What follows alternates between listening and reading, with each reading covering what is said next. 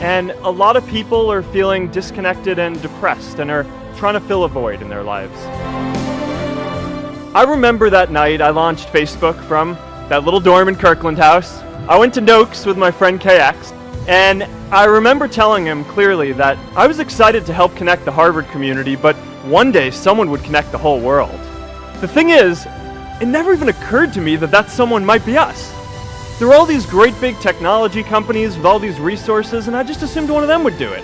But this idea was so clear to us that all people want to connect. So we just kept working on it, day after day after day. We'll always get criticized for moving too fast, because there's always someone who wants to slow you down. Some big companies wanted to buy us. I didn't want to sell. I wanted to see if we could connect more people. Nearly everyone else wanted to sell. Without a sense of higher purpose, this was their startup dream come true, and it tore our company apart. After one particularly tense argument, one of my close advisors told me if I didn't agree to sell the company right now, I would regret that decision for the rest of my life. Relationships were so frayed that within a year or so, every single person on our management team was gone. That was my hardest time leading Facebook. I believed in what we were doing, but I felt alone. And worse, it was my fault. I wondered if I was just wrong.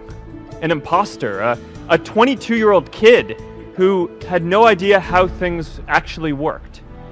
Now, years later, I understand that is how things work when there's no sense of higher purpose. So it's up to all of us to create it so we can all keep moving forward together.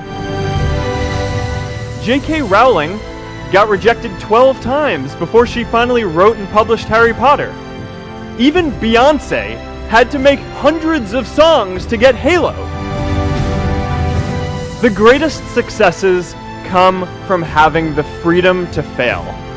Facebook wasn't the first thing I built. I also built chat systems and games, study tools and music players, and I'm not alone.